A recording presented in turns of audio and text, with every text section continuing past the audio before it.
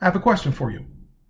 How many of you have been offered something professionally and decline based on the offer being unsatisfying because you know that you're worth more? You can still appreciate the offer while politely declining. This is for sure possible and should be the way to go. For those of you that subscribe to this, I commend you. This is driven by what I like to call professional confidence.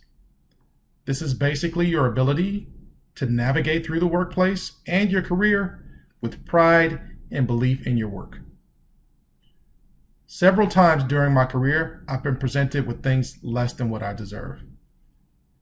I'm at a point now where I refuse to take anything less than I deserve.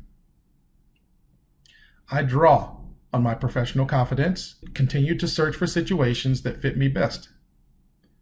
Sure, everyone believes they deserve more.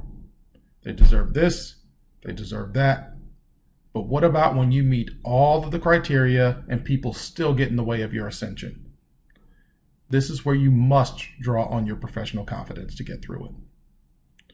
For example, I've been in consulting for 20 years, if not more. What does that equate to? According to hierarchystructure.com, the title of consultant comes with 3 years of experience.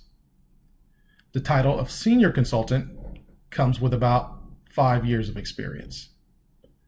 The title of manager comes with 5 to 7 years of experience. And the title of senior manager should be about 7 years plus of experience. Let's say you have about 12 years of consulting experience and you are offered the position of senior consultant after interviewing for a manager level gig.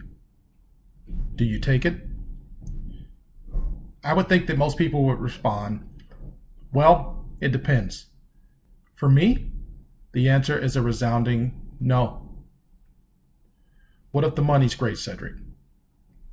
For me, it's still a very strong no.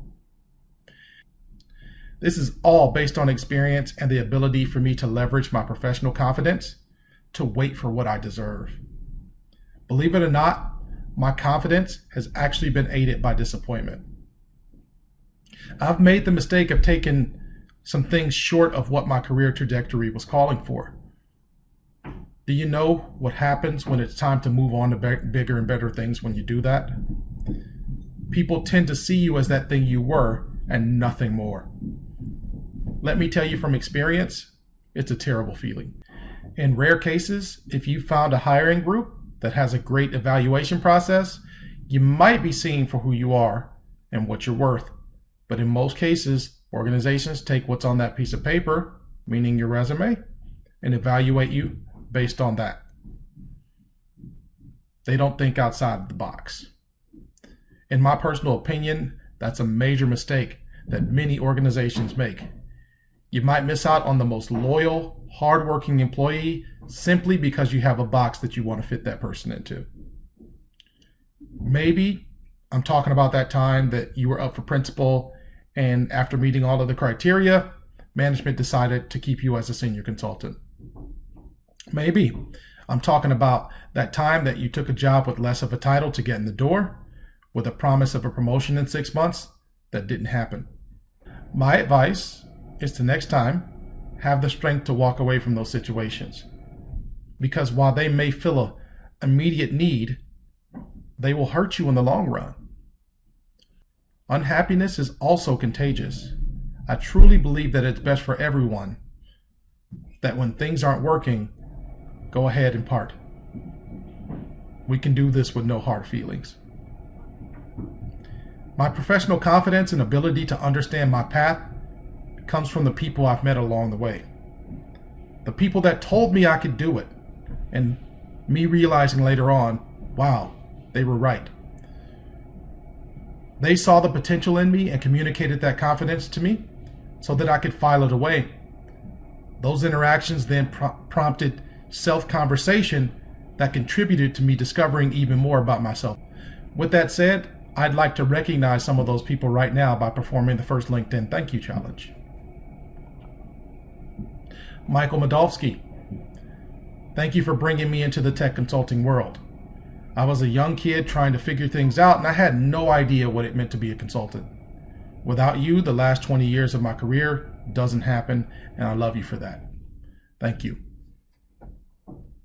Stuart DePina, while you were not directly responsible for me being hired into your organization, once I was there, I really cherished the pep talks and belief that I could do some great things. Unfortunately, my love for California brought me back home, and I wasn't able to grow within the organization, but I do appreciate everything you did for me. Thank you. Jason Hunt, you are one of the most intelligent dudes I've ever met. Whether you know it or not, I looked at you as a mentor, and I really admire your drive to always improve. You taught me to look past the first layer and consider that there may be more. There usually is. Thanks, Jason. Graham Astor, you are a wonderful friend and mentor. I would not have chosen anyone else to lead me through my first major project. We may have gotten the short end of the stick, but we had a bit of fun anyway. Thank you, Graham. Neil Benson, you are the man. At one point in my career, you challenged me with a 2-year checklist, which resulted in multiple certifications and experiences that I still lean on today. I really appreciate you for that. Trent Johnson, you've always been a wonderful mentor, whether it was work or personal. You have always had my back, and words can't describe what you've done for me in my career. I even modeled the way I speak at meetings after you. I bet you didn't know that. Thanks, Trent. Chris Lord, what can I say? Anything I've ever needed, you've been there for me. I remember you saying to me, one day we think you might be running this place. While that didn't happen, those words gave me endless amounts of inspiration and drive. I will forever remember those. Thank you, Chris. Eric Nutt, you taught me that it's totally possible to be yourself while getting the job done beyond client expectation. You and I have a newer relationship, but I wanted you to understand the impact that you have on me. I appreciate you, Eric. John Klein, we also have a newer relationship, but I think it's amazing how you've implemented your plan and you won't let anything stop you from killing it. I kind of want to be like you when I grow up. Thanks, John. I look forward to working with you a lot more. Honorable mentions. If I forget a name or two, please forgive me. Don't hold it against me, but I did want to go through a few names that are important to me.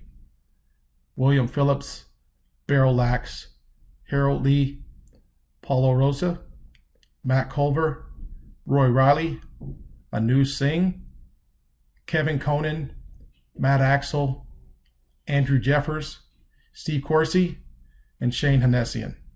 Shane, you mean tons to me. You are the original mentor, and I really appreciate everything that you've done for me. I have so much time left in my journey, and I hope to continue to learn from all of you. With the way things are right now, I challenge others to reach out to the people that have played a major role in your journey.